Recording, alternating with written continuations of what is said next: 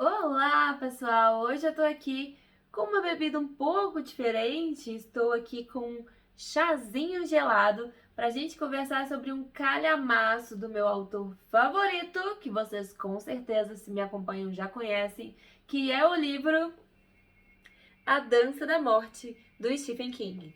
Roda a vinheta que eu vou tirar esse calhamaço aqui dessa estante. Vamos lá?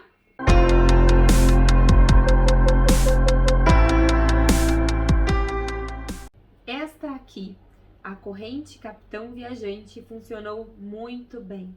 A pirâmide estava de fato sendo construída, não da base para cima, mas da ponta para baixo. Tal ponta sendo o falecido guarda de segurança do exército chamado Charles Campion. Aqui se faz, aqui se paga. Só que, em vez de o carteiro trazer para cada participante um pacote de cartas após o outro, cada qual contendo uma nota de $1, a Capitão Viajante trazia sacos de dormir com um corpo ou dois cada, e trincheiras, e covas coletivas, e por fim, corpos jogados nos oceanos de cada costa, e em pedreiras, e nas fundações de um sem número de casas. E no fim, é claro, os corpos iriam apodrecer onde caíssem. A Dança da Morte, esse calhamacinho aqui de mais de 1.200 páginas, é o sexto livro publicado pelo Stephen King e também o sexto livro que a gente lê junto no nosso clube de leitura do King em ordem cronológica. Esse livro foi originalmente publicado em 1978, mas contou com 3 versões. Algumas delas tiveram alguns cortes, mas essa versão aqui, que é a versão mais completa e a atualizada, é a versão que inclui todos os capítulos que foram cortados da primeira edição e também consiste de umas 300 palavras a mais de coisas que o autor acabou acrescentando na história que ele achava importante. Bom, mas vamos lá, que eu quero falar realmente aqui é da história desse livro, o que eu achei dessa leitura, porque já tem um vídeo de curiosidades aqui, que foi o vídeo de apresentação da nossa leitura, que eu vou deixar aqui no card para vocês irem dar uma olhada, tá? Então, nesse vídeo aqui eu não vou falar muito sobre curiosidades e tudo mais. Se você quiser saber, corre lá, assiste aquele vídeo aqui do card antes, depois volta aqui para saber a minha opinião depois de 3 meses lendo esse calhamaço. E olha quanta marcação tem por aqui para você ver como que eu gostei desse livro, óbvio que com algumas ressalvas. Se você me perguntar basicamente sobre o que é esse livro, eu diria que é uma história assim relativamente simples. O que é a grande pegada do autor, né? Como que ele consegue pegar assim uma narrativa com uma sinopse relativamente simples e transformar isso aqui num livro de 1.200 páginas que a gente não cansa de ler. O fato é este, a gente não cansa de ler esse livro. Não é um livro que fica monótono durante a leitura, realmente é um livro assim que ele pede que a gente leia ele para saber o que vai acontecer, principalmente porque o autor vai aprofundando na personalidade de alguns personagens centrais, né? E isso é bem interessante. Então, o que consiste basicamente?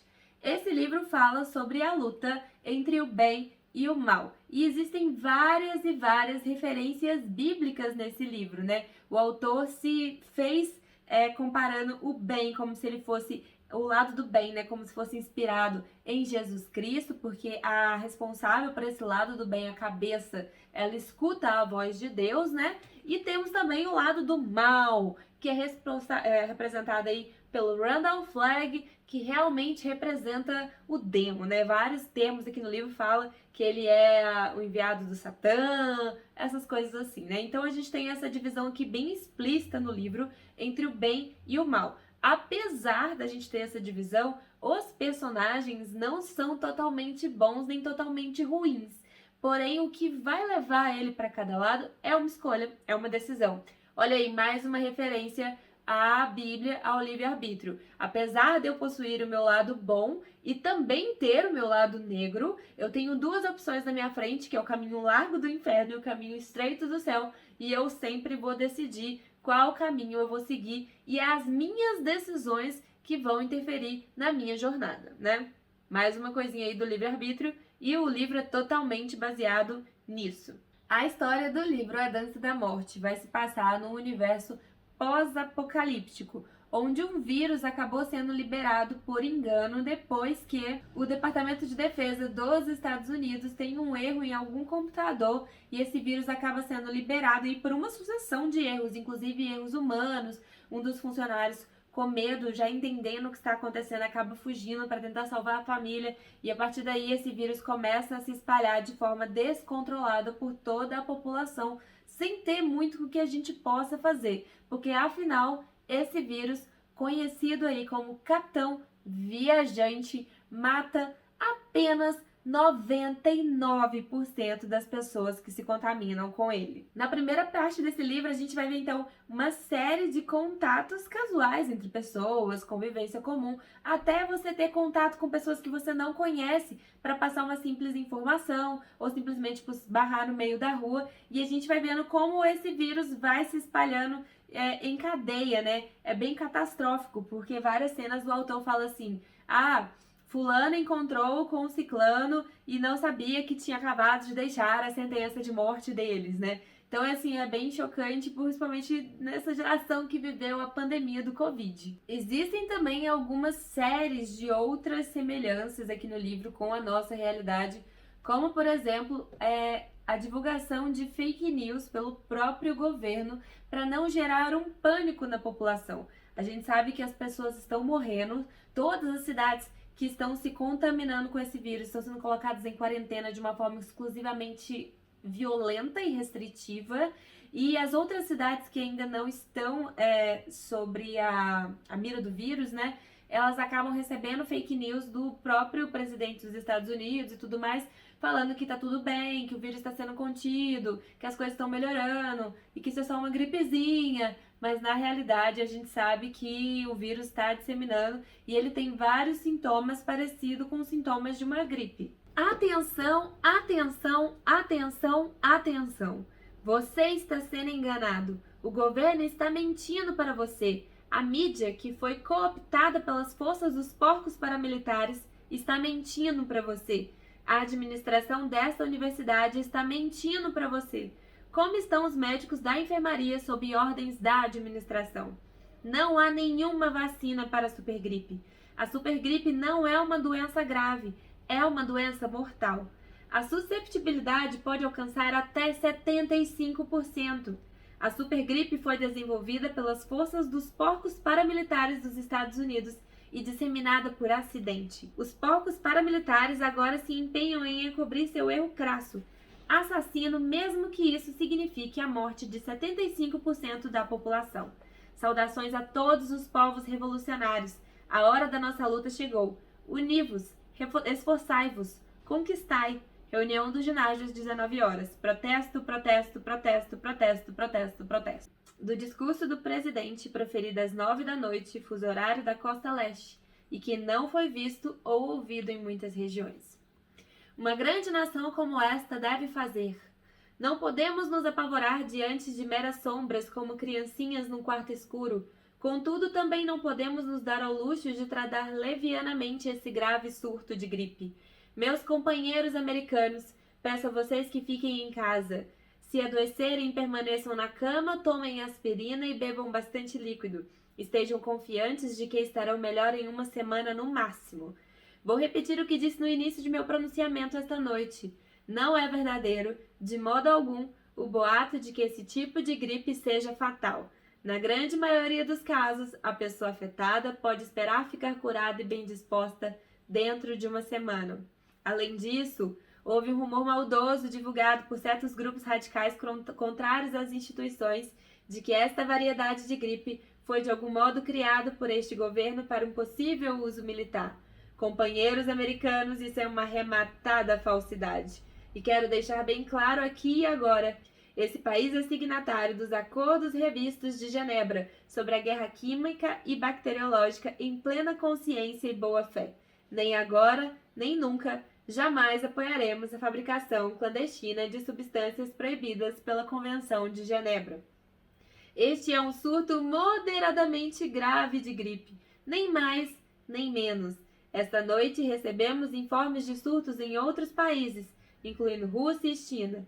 Portanto, nós pedimos que permaneçam calmos e confiantes na certeza de que, no fim desta semana, ou no início da próxima, uma vacina contra a gripe estará disponível para aqueles que ainda não estiverem completamente curados. A Guarda Nacional já foi convocada em algumas áreas para proteger a população contra vândalos, baderneiros e alarmistas, mas não há qualquer verdade nos rumores de que algumas cidades foram ocupadas por forças regulares do exército e de que as notícias foram manipuladas. Meus companheiros americanos, isso é uma falsidade patente e quero assinalar isso como tal aqui, agora, e qualquer semelhança com a realidade é mera coincidência. Quando eu estava lendo, algumas resenhas sobre esse livro, pesquisando um pouquinho mais para conversar no clube, no nosso encontro, eu encontrei várias resenhas de pessoas que leram esse livro antes da pandemia, falando assim, como que tudo que está escrito aqui poderia realmente acontecer. Como toda a história do King realmente é muito verossímil, principalmente na primeira metade do livro, quando o vírus realmente está se espalhando. E o mais chocante é que, lendo isso após a pandemia, a gente sabe que realmente é 100% possível que isso aconteça e que várias coisas aconteceram exatamente iguais como o King escreveu aqui. Vou ler aqui alguns trechos só para vocês entenderem a profundidade deste livro. Norm tinha sido doente mais óbvio. Tossino, espelino, catarro, febril. O resto parecia estar padecendo em maior ou menor grau de um resfriado comum. Luke Bruet estava espirrando, Lila Bruet e Vic Palfrey tinham tosses brandas. Rap fungava e continuava suando o nariz. Eles não pareciam muito diferentes das turmas do primário que Stu se lembrava de frequentar na infância, quando pelo menos 2/3 dos garotos pareciam ter algum tipo de ziquezira. Porém, o que assustou mais do que tudo, e talvez tivesse sido apenas coincidência, foi o que aconteceu logo que chegaram à pista de pouso. O motorista do exército dera 3 repentinos espirros estridentes. Talvez apenas coincidência. Junho era um mês péssimo naquela região do Texas para pessoas alérgicas. Ou talvez o motorista estivesse apenas pegando uma espécie de resfriado comum em vez da merda esquisita que o resto deles tinha. Stu queria acreditar nisso, porque algo que podia pular de uma pessoa para outra tão rapidamente era extremamente assustador. Espera aí que eu vou pegar outro trecho. Outra notícia relatava que uma epidemia de gripe na costa leste parecia estar nos estágios iniciais. A do tipo russa, não realmente preocupante, exceto para os muito velhos ou os muito jovens. Um cansado médico nova-iorquino foi entrevistado no corredor da Mercy Hospital, no Brooklyn. Ele disse que a gripe era excepcionalmente tenaz por ser do tipo russa A e aconselhava os telespectadores a se vacinarem. Então, de repente, começou a dizer algo mais, porém o som foi cortado e só se puderam ver seus lábios em movimento. A imagem passou para o âncora do estúdio, que disse: algumas mortes têm sido relatadas em Nova York como resultado deste mais recente surto de gripe, mas causas que podem contribuir, como poluição urbana e talvez mesmo o vírus da AIDS, estiveram presentes em muitos desses casos fatais. Funcionários da área da saúde do governo enfatizam que esta é a gripe tipo russa A, não a mais perigosa gripe suína. Enquanto isso, é melhor prevenir do que remediar, dizem os médicos. Repouso absoluto, ingestão de bastante líquido e aspirina para a febre. O âncora sorriu animado e, fora do quadro, alguém espirrou. E por aí, essa gripe vai se espalhando pelo mundo, com a TV e o governo insistentemente falando que não se passava de uma gripezinha, que as pessoas não precisavam entrar em pânico, aquela coisa toda, e a gripe se espalhando e matando, até que dizimou 99% da população mundial. E esse 1% que sobrou, então, vai ter que começar a escolher um lado. O que acontece, mais ou menos, A partir do momento que a gente tem só 1% da população, a gente já acompanha alguns personagens, alguns morrem, outros vivem, e a gente começa a se aprofundar na história de alguns que vão chegar com a gente até o final, Mas a gente começa a ver que eles começam a ter algumas visões, Essas pessoas que são imunes ao vírus, esse 1% da população, na hora que elas vão dormir, elas começam a ter um sonho. E eles sonham com duas coisas diferentes. Eles sonham com a mãe Abigail e eles sonham também com o Homem Escuro, que é o Randall Flagg. E cada pessoa que tem esse sonho, cada vez que você tem um tipo de sonho diferente, você sente como se atraído, como se compelido a procurar aquela pessoa. E aí o mais interessante nesse livro, que é extremamente falado várias vezes, principalmente no início, é que o ser humano não consegue viver sozinho, ele chega à beira da loucura, ele enlouquece quando está sozinho. E ele sempre tende a se agrupar, a procurar grupos, a tentar viver de forma conjunta. Então, quando você sente esse chamado do lado bom e do lado ruim, né, de promessas de lados diferentes, né, você tem auras diferentes nesse sonho, a pessoa começa a se locomover na direção que ela escolheu para poder se agrupar com as pessoas que já estavam indo para esse caminho. Só que existe uma grande diferença muito clara, né? Quem opta por seguir para o lado da mãe Abigail tá seguindo para o lado da luz, do conforto, porque ela é uma senhorinha aí que beira os seus mais de 108 anos, que tem um grande abertura, um grande diálogo com Deus, e toda vez que as pessoas sonham com ela, elas sentem um conforto, sentem que precisam estar próximos a ela, porque ela é uma pessoa abençoada, uma pessoa diferenciada. Já quando eles sonham com o homem escuro, eles normalmente têm pesadelos, alucinações, como se alguma coisa ruim estivesse chegando, como se quando esse homem escuro estivesse se aproximando, observando essas pessoas, tudo morresse ali ao redor, né? Então a gente tem uma dicotomia muito grande nos dois âmbitos, e essa pessoa, quando ela começa a tender pro lado bom ou pro lado ruim, dependendo das ações dela, né, ela começa a ter um tipo de sonho ou de outro mais frequente, até ela decidir aí o lado que ela realmente quer seguir. Agora, partindo um pouquinho dessa parte inicial do aprofundamento dos personagens, eu nem vou falar muito aqui com vocês sobre os personagens, porque realmente são muitos personagens importantes, mas a gente tem uma tríade de 7 a 8 personagens que vão seguir com a gente do início ao fim do livro. Eles são de regiões completamente diferentes, né? São sobreviventes do Capitão Viajante que vão se unir para seguir a mãe Abigail, né? Que são esses personagens que a gente vai acompanhar com mais proximidade, como que eles enfrentaram a epidemia, a morte dos familiares, como eles se encontraram, o caminho dele até chegar na mãe Abigail. E a gente vai acompanhar alguns poucos personagens, né? Que são personagens realmente ruins, inescrupulosos, que decidiram seguir o lado do Randall Flagg, né?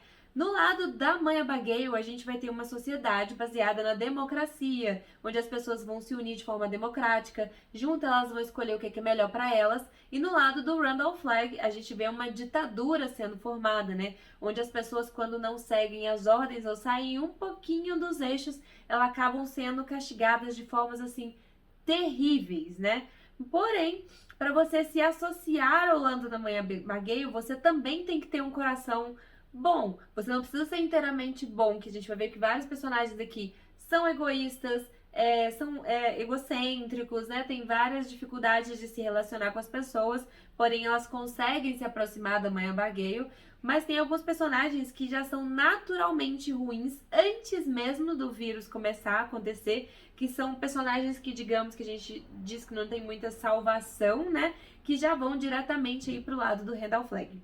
A gente tem algumas cenas chocantes, como por exemplo, quando todas as pessoas começam a morrer e um desses personagens está preso numa prisão, e ele, preso numa prisão é óbvio, né? Ele está preso e nessa prisão ele não tem como sair, já que todos os carcereiros e todos os prisioneiros ao seu redor morreram do Capitão Viajante e ele foi o único sobrevivente. Então a gente vai ver ele nesse desespero na cela, tentando sobreviver, bebendo água da privada, guardando o resto de alimento que ele tinha recebido de antes, porque ele já tinha sentido que tinha alguma coisa estranha, né?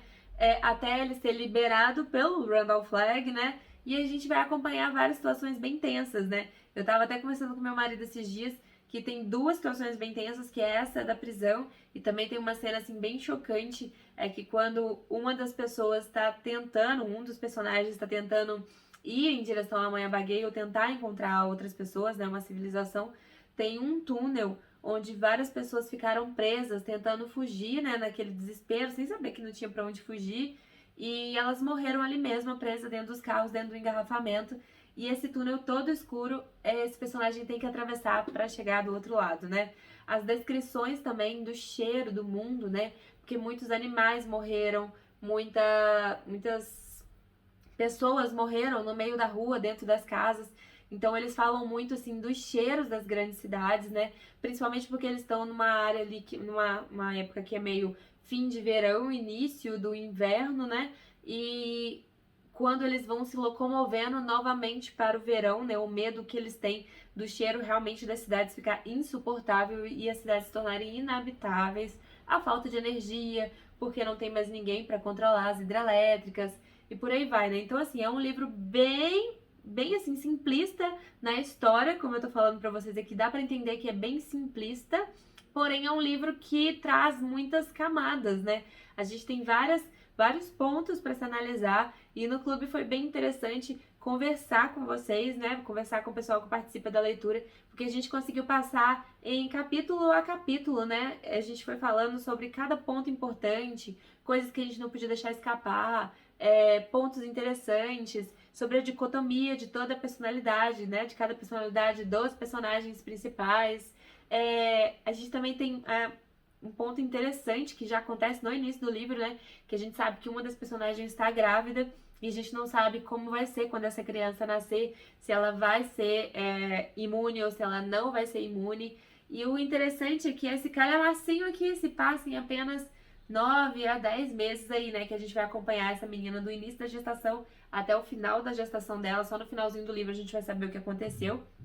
E acaba que, assim, é um calhamaço que acontece em pouco tempo. Então, só para vocês saberem como o autor é bem descritivo em muitos pontos, porém são descrições relevantes e interessantes, né? Agora vamos para as minhas opiniões pessoais, né?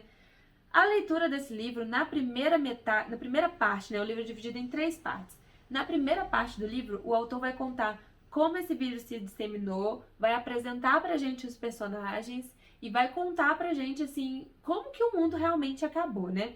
Na segunda parte do livro, a gente já vai ter o aprofundamento na personalidade dos personagens que a gente vai acompanhar e a gente vai ter também esses personagens tomando a decisão final, né, de ir pro lado do Randall Flagg ou de ir pro lado da Maya Gale. E nessa dicotomia a gente vai perceber os sonhos, o que cada um passa, né? A gente vai entender a complexidade. Alguns casais vão se formar, outros vão se desfazer. Algumas pequenas doenças que antes tinham cura e tratamento, elas vão levar à morte de algumas pessoas, porque a gente não tem mais médicos com facilidade, os médicos morreram, não tem atendimento de saúde. Então, assim, cerca de 99% da população morreu por causa do Capitão Viajante, que é esse vírus, mas cerca de 0,2% dessa população morreu também por doenças e por causas naturais, por tristeza e por outros fatores que aconteceram pós-epidemia. E na terceira parte, então, a gente vai ter o desfecho, porque vai ser o grande confronto, né, entre as pessoas que optaram por ficar com o Randall Flagg e as pessoas que optaram pro lado da Maya Gale, né, pro lado do bem e pro lado do mal. A gente vai ter esse grande confronto final. E aí que eu fiquei chateada. Assim, o livro veio numa carga dramática, assim, muito pesada, muitos acontecimentos bacanas, porém eu não gostei do final, né? Isso acontece muito em vários livros do Stephen King. Se você é leitor do Stephen King, você sabe que o Stephen King é incrível para escrever livros. Ele faz uma narrativa sensacional, mas ele sempre mela no final, né? E assim, o final é interessante? Mas assim, pessoal, sem brincadeira, esse livro aqui tem 1.200 páginas e todo o final dele deve ter acontecido em 45, 40 páginas. Sério, assim, foi muito rápido. Eu esperava um grande conflito entre o bem e o mal, uma coisa pesadíssima, assim. Tudo se resolveu de uma forma, pra mim, inesperada. Foi, assim, interessante a saída que ele achou para a finalização desse conflito, né, e para a raça humana prosperar no final, né? Mas assim, foi realmente broxante, essa é a palavra, sabe? Eu esperava muito mais. Não foi ruim, mas eu esperava muito mais. Aí você deve me perguntar assim: Ana, e vale a pena então essa leitura porque você se sentiu frustrada, o final não foi tão interessante? Pessoal, o final pode não ter sido tão interessante, tá? Mas a jornada da leitura foi incrível. incrível, tá? A gente ama os personagens, a gente odeia alguns personagens, a gente se envolve na narrativa, a gente tenta escolher o nosso lado também, né? Óbvio que a gente vai escolher o lado da mãe Abigail. Se você tá lendo esse livro e escolher o lado do Randolph Flagg, desconfio de você, óbvio.